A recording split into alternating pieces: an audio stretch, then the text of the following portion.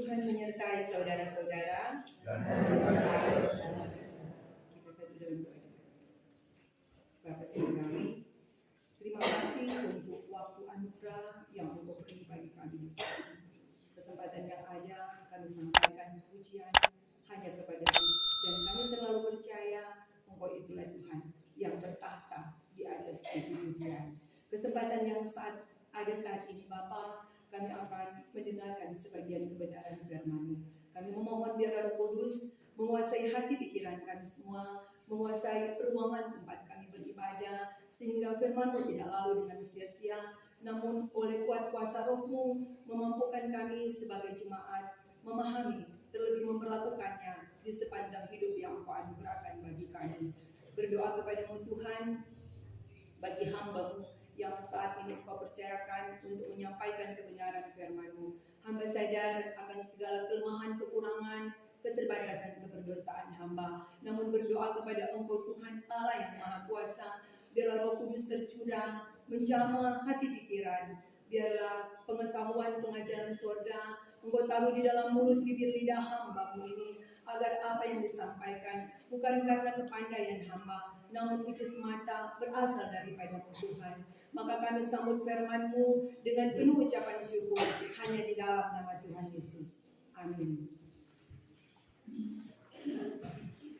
Jemaat yang dikasihi dan diberkati Tuhan, saat ini kita akan membaca firman Tuhan yang terambil dalam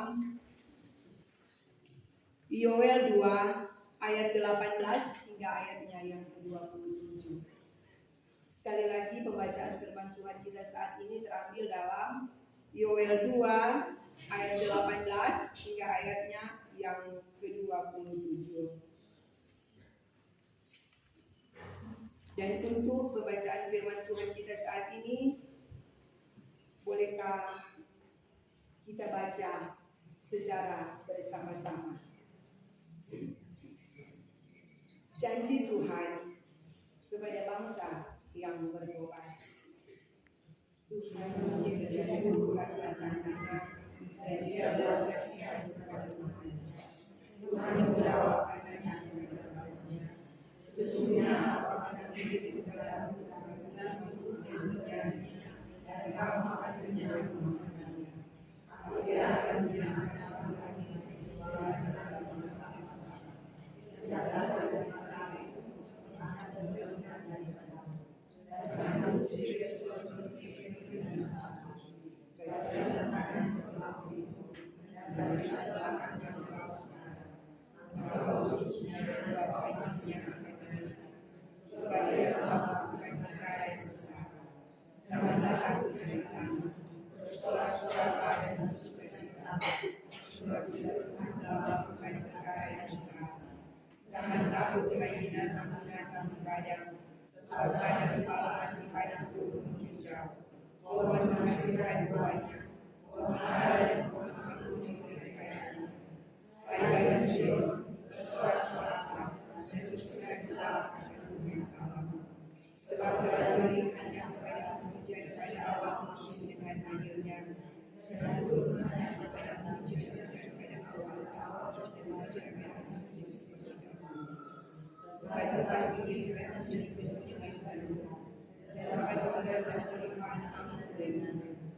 Aku akan memberikan kepadamu kabut-kabut, menjadi makan kasih seluruh belalang-belalang, belalang melompat, belalang pelahap, dan belalang mengering. Belalang yang besar yang kukirim ke antara kamu, maka kamu akan makan banyak-banyak menjadi-menjadi, dan kamu akan memuji-muji nama Tuhan Allahmu yang telah memperlakukan kamu dengan ajaib, dan umatmu tidak akan menjadi malu lagi untuk selama-lamanya. Kamu akan bertemu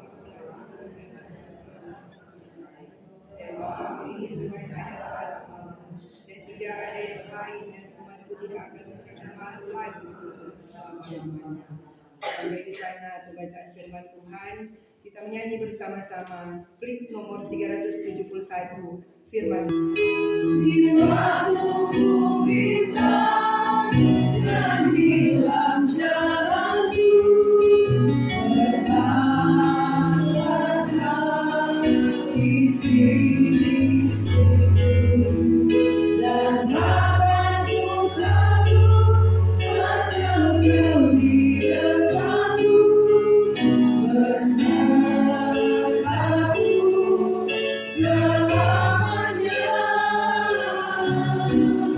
Firman-Mu dikarangi kakiku, terang bagi jalanku.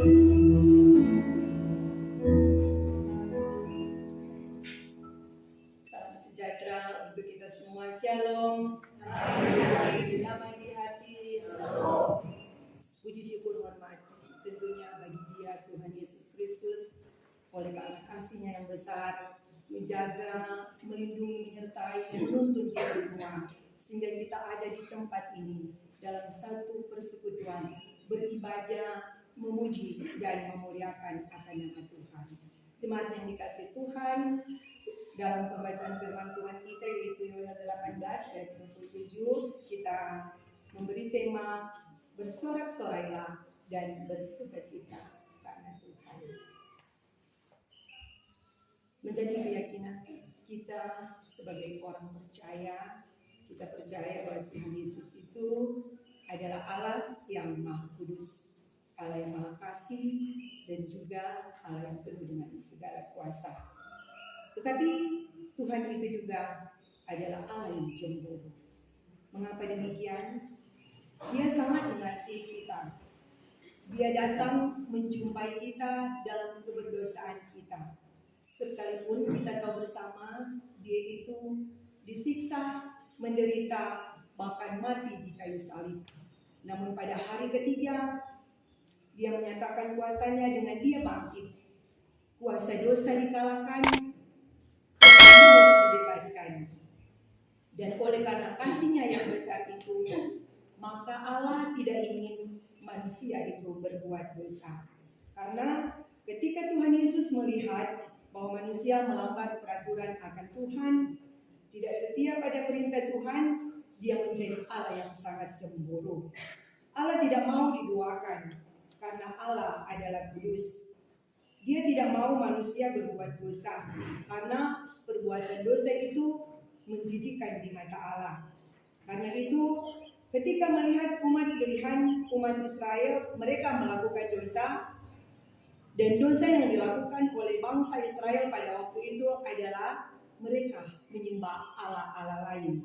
Dan perbuatan ini menjadikan Allah sangat cemburu kepada umat pilihannya itu. Maka orang tahu bersama, Allah menghukum bangsa Israel dengan membuang mereka ke tanah Babel. Sebagai tanda, Allah memproses mereka, mengharapkan supaya umat pilihannya ini berbalik dan hidup dalam perkenanan Tuhan.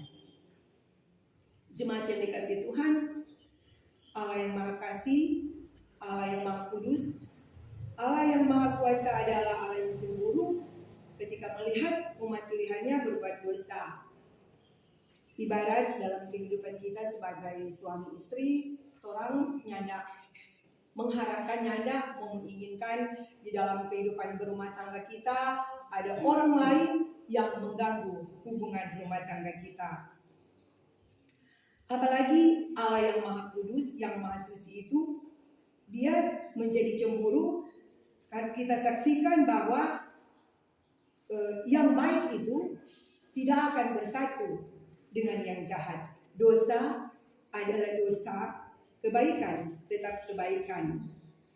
Ibarat air yang ada di dalam ember, sekalipun air dalam jumlah banyak, kalau orang teteskan sedikit minyak, tetap orang akan kelihatan karena ini air dengan minyaknya akan bersatu.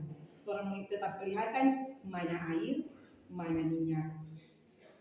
Nah, jemaat yang dikasihi Tuhan, kitab Yoel ini adalah kitab yang tergolong dalam nabi kecil.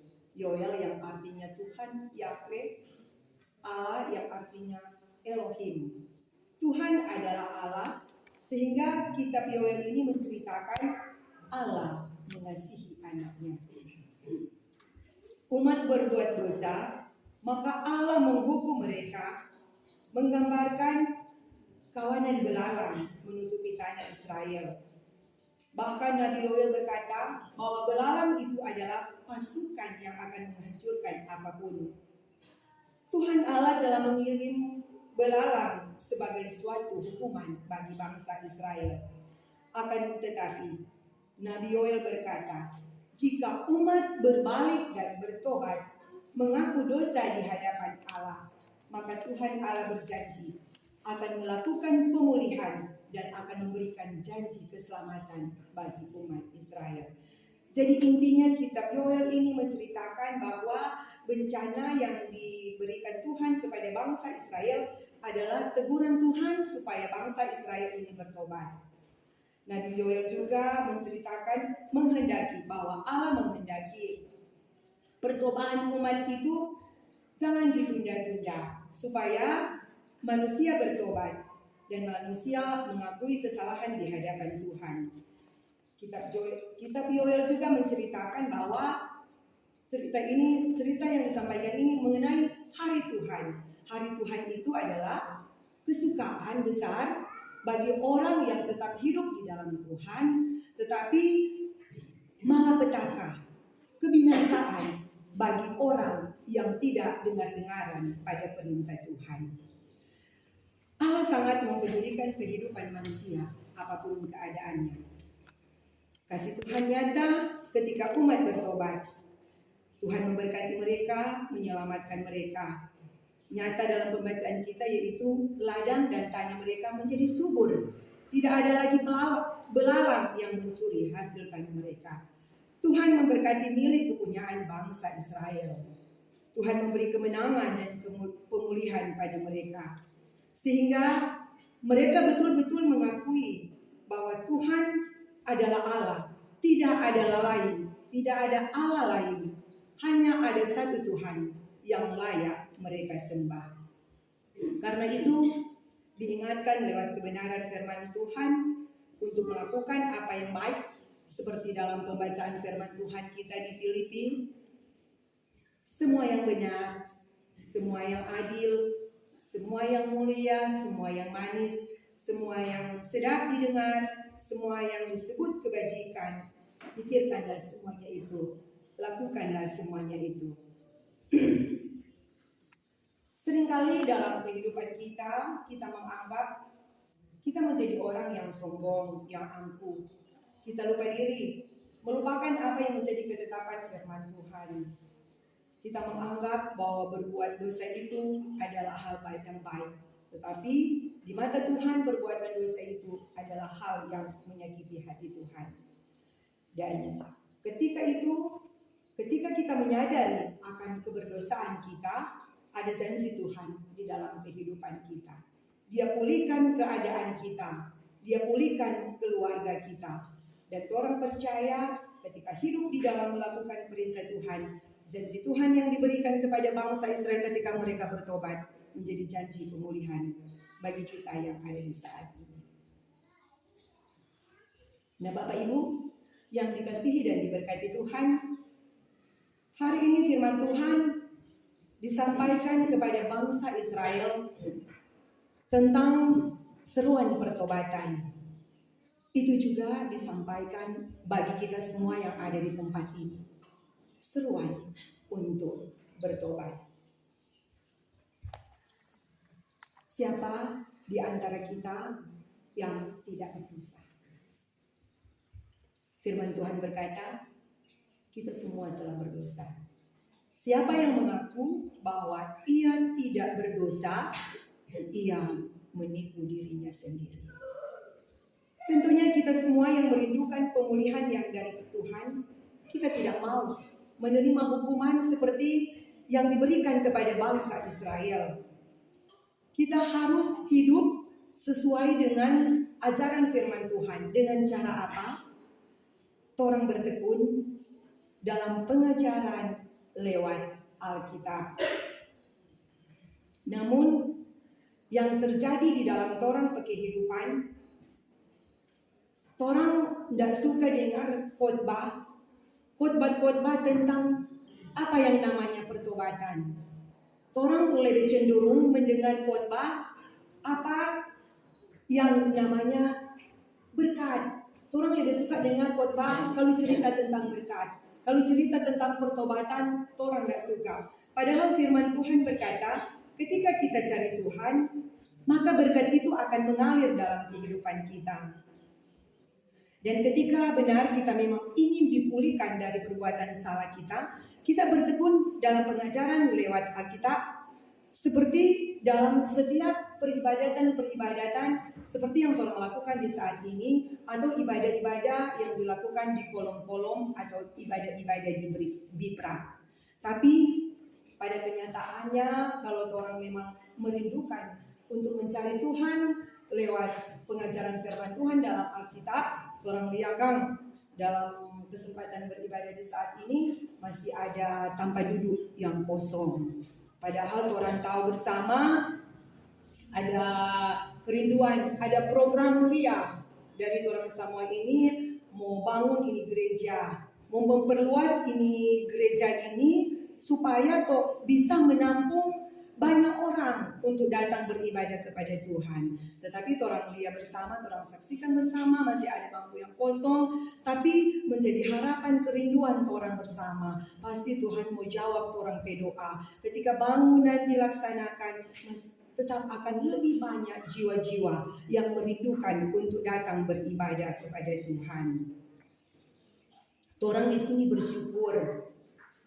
Di tempat-tempat lain orang lihat, orang lain mau beribadah, orang-orang mau beribadah, sudah tidak ada tanpa orang mau beribadah. Gereja-gereja aja tutup, gereja-gereja aja bakar. Orang di sini tidak ada yang jalarang. Orang di sini tidak ada yang jahalangi mau datang ibadah. Tetapi pada kenyataannya masih ada orang-orang tertentu yang tidak merindukan untuk datang mencari Tuhan. Di dalam persekutuan beribadah, orang semua, pastor kasih bunyi, lonceng pertama, pastor kasih bunyi sebagai tanda, oh ini petang hari Minggu, hari beribadah. Ada kalanya kan orang manusia, orang lupa hari Minggu kote ini kan, habis bunyi lonceng. Kemudian lonceng kedua babunyi, orang semua mesti bersiap-siap datang ibadah. Lonceng ketiga babunyi, orang semua sudah manis, orang semua beribadah pada Tuhan. Tapi pada kenyataan lagi orang masih lihat, masih ada di belakang jemaat yang belum hadir datang beribadah. Orang mau tunggu, masih ada lonceng keempat. Masih ada lonceng keempat yang orang mau tunggu bagi orang yang tidak mau beribadah. Lonceng keempat itu lonceng panjang dia babunyi. Kalau dia babunyi panjang dengan anjing, kalau mau dengar tuh lonceng itu, anjing jadi takut, anjing jadi melonglong panjang. Apalagi orang di saat nanti mau tunggu lonceng keempat mau babunyi, kalau orang mau cari Tuhan. Bersyukur di saat lonceng keempat itu dibunyikan, orang sudah bertobat. Tapi kalau belum, untuk orang masih cuma mau rindu tuh lonceng keempat itu ada. Jadi pertanyaan buat orang semua, Tuhan masih ada kasih kesempatan, yang ada larang, yang ada yang jahalangi. Orang ada di tempat ini dalam kerinduan untuk orang mau beribadah. Dan bukan kebetulan Bapak Ibu yang ada di saat ini. Orang semua ada di tempat ini dalam kerinduan yang mana orang mendengar firman Tuhan, yaitu orang memang benar-benar ada di tempat ini. Orang kerinduan betul memang untuk mencari Tuhan, untuk membalas kasih kebaikan Tuhan dalam orang hidup. Orang sebenarnya tidak dapat balas Tuhan baik pada Tuhan. Dia cuma minta pada orang berikan dia orang waktu untuk Tuhan di dalam persekutuan beribadah yang sangat orang ada di saat ini. Kalau memang orang kerinduan di tempat ini adalah karena itu torang melakukan Tuhan perintah, menguduskan hari Sabat Tuhan. Di tempat ini, kalau memang torang kerinduan adalah untuk mempersembahkan torang tubuh jiwa roh sebagai persembahan yang berkenaan kepada Tuhan. Torang percaya, torang akan menerima janji pemulihan yang dari Tuhan.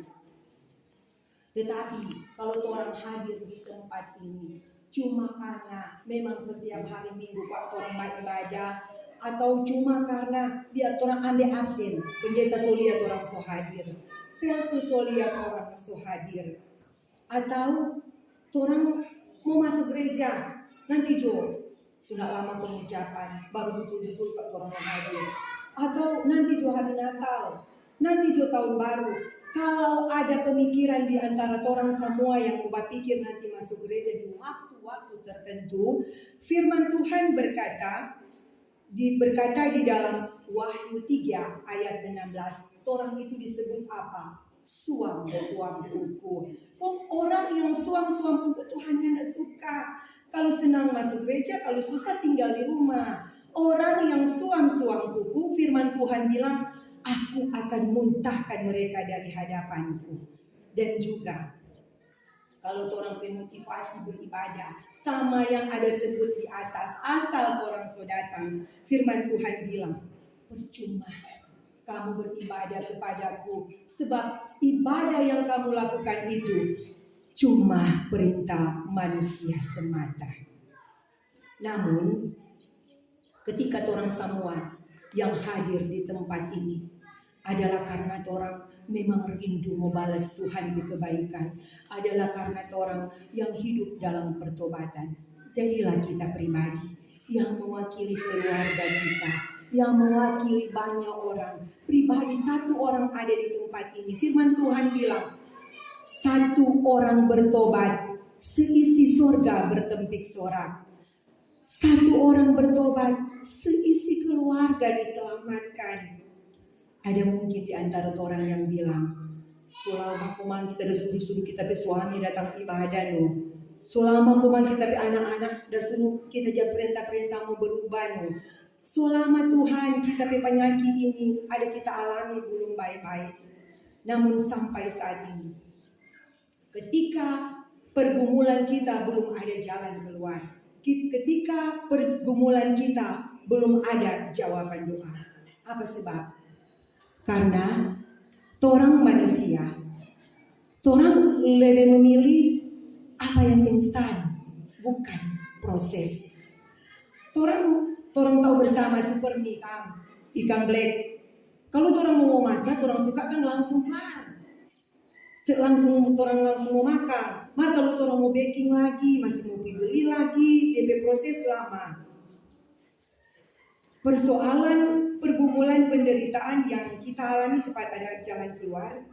Namun ketika orang tekanan hidup, pergumulan itu lama mau kelar, orang ini tidak ada bedanya seperti bangsa Israel. Orang tahu ini perjalanan bangsa Israel menuju ketanaan bukan 40 tahun. Sebenarnya cuma mau ditempuh dengan beberapa hari. Apa yang menjadi sebab? Ketika bangsa Israel diberkati, mereka bersyukur, mereka mencari Tuhan. Tetapi ketika Tuhan menguji mereka, memproses mereka dengan pergumulan, mereka bersungut-sungut. Nah, Bapak Ibu yang dikasihi dan diberkati Tuhan, tolong belajar dulu proses pertobatan yang diberikan kepada kita dalam hal pengampunan. Ini hal pengampunan yang paling suka, yang paling sukar. Tuhan, nyana mungkin kita masih maaf pada dia. Apa yang dia bikin pada kita itu terlalu menyakitkan. Tapi Tuhan bilang, bukan telingaku kurang tajam untuk mendengar, bukan tanganku kurang panjang untuk menolong, tetapi yang menjadi penghalang aku menjawab seru doamu adalah karena dosamu. Ketika kamu tidak mengampuni sesamamu, maka aku tidak akan mengampuni dosamu juga. Standar mengampuni sebagai manusia. Tuhan, sekurang Masa mau mengampuni Tuhan mesti 7 kali 7 kali 7. Dengan cuma 1 kali 1 Tuhan kita rupanya mampu mau baking. Kung apalagi ini mesti 7 kali 7 kali 7 Tuhan. Setidaknya Pak, di saat kalau cuma 1 kali 1 ada orang PHK dia. Nah, jemaat yang dikasih dan diberkati Tuhan, di dalam kehidupan kita setiap hari, kita seringkali dikelilingi orang-orang yang membuat orang sakit hati, yang membuat orang berhidup ini nyandak nyaman. Contohnya dalam kehidupan setiap hari, orang bergumul dengan suami kita, dengan anak-anak kita. Lain kali Kang, persoalan cuma kecil, rupanya tidak warga, ini persoalan jadi besar. Itu di dalam keluarga kita, atau mungkin di tempat kerja. Orang berteman dengan orang-orang, bahkan tuh orang itu suka-suka cari muka Pak Bos. Bahkan kita di tamang-tamang kerja, yang lain Bang ada yang karota. Orang tahu tuh cerita karota bagaimana DP orang makanya dia disebut karota. Ataupun kita temui keadaan situasi seperti itu di masyarakat. Dimanapun kita pergi dan berada, kita seringkali diperhadapkan, kita dikelilingi dengan orang-orang yang membuat kita ini merasa sakit hati. Nah, firman Tuhan berkata dalam Matius 13 ayat 24 sampai 36. Perumpamaan tentang gandum dan lalang. Seorang petani, dia menaburkan benih baik. Di saat dia bertumbuh ini benih, ini lalang ikut bertumbuh. Kalau lalang bahasa Indonesia, bahasa orang apa Kang? Pale-pale, begitu tuh Kang. Kalau di saat orang tanam padi, ini pale-pale ikut bertumbuh. Kok ini pekerja dia datang padi ke Tuhan, orang mau cabut tuh pale-pale dan itu tidak bagus padi yang padi. Tetapi Tuhan itu bilang, sudah jo cabut. Nanti orang pisahkan di saat menuai nanti. Orang juga di dalam orang kehidupan, orang merindukan supaya orang kehidupan ini nyaman. Jangan ada kok orang-orang yang Tuhan kirim di sekitar orang-orang yang model begitu. Orang suka kok orang yang tidak ada di dalam orang pikiran, orang langsung bilang Tuhan cabut kok orang-orang sama di orang. Orang suka lalu jahat dalam orang kehidupan. Tetapi firman Tuhan juga mengingatkan pada orang, jangan kamu bersuka ketika musuhmu ditimpa dengan kemalangan. Orang mesti melihat, apakah orang itu malas masuk gereja, tapi orang lihat, apakah orang kehidupan diberkati. Karena dalam pandangan orang sebagai manusia, keberhasilan di mata manusia itu adalah melihat orang itu berhasil. Ketika anak-anak berhasil, ketika orang itu orang melihat memiliki harta benda yang banyak, spontan orang langsung bilang, oh orang itu Pak, orang berhasil. Tetapi keberhasilan di mata Allah adalah ketika orang itu melakukan apa yang menjadi perintah Tuhan. Orang lihat dalam orang kehidupan ada orang kaya yang Tuhan ada titipkan harta benda, tetapi firman bilang ada orang yang tidak akan diberikan kuasa untuk menikmati. Ini cerita di satu rumah yang mewah, ada di situ pembantu rumah tangga, ada bapak, ada ibu, ada anak-anak. Ini pembantu ini yang bapak, orang lihat dia ada duduk di kursi goyang, dia ada baca koran. Itu anak-anak orang lihat, orang ada main-main di kolam renang. Kok ini ibu, dia cuma bawa telepon pada DP majikan, pada DP tuan. Tuan, soalnya tidak ada doi mau bayar listrik, soalnya tidak ada doi mau bayar air. Kirim akan kamari orang doi. Bahkan yang lebih parahnya sampai dengan orang pemakan sehari-hari semua serba online. Dan orang saksikan ini majikan, ini pemilik rumah, Dia mungkin ada di luar sana, sibuk dengan dia bisnis. Dia mungkin soalnya tidak jabat tidur siang malam karena dia mau mencari. Di sini orang lihat, ini orang kaya, semua dia punya. Tetapi yang diberikan kuasa untuk menikmati siapa? Pembantu. Dan tapi orang bersyukur di tempat ini. Kalau orang diberikan harta berlimpah dan orang ini adalah orang yang melakukan perintah Tuhan. Orang percaya orang adalah orang yang diberkati oleh Tuhan. Jemaat yang dikasihi dan diberkati Tuhan, kita semua ini ada dalam gelanggang pertandingan. Orang semua sedang berlomba mencapai kesempurnaan iman. Seorang pelari dilatih sedemikian rupa untuk mencapai garis finish. Kita pun demikian. Kita masuk dalam arena pertandingan. Dan dalam pertandingan dan dalam perjalanan hidup seringkali kita terjatuh dengan beratnya persoalan yang kita alami. Tetapi janji firman Tuhan bagi orang yang rindu dipulihkan, janji firman Tuhan bagi orang yang benar, bagi orang yang bertobat. Kita semua ini, orang dengarkan, tahun ini, tahun resesi, tahun depan, tahun kesuraman, tahun kegelapan. Tetapi orang yang benar, orang yang bertobat, orangnya tidak akan takut. Karena firman Tuhan bilang, orang benar tak akan pernah berkekurangan sampai anak cucu tidak akan meminta-minta roti.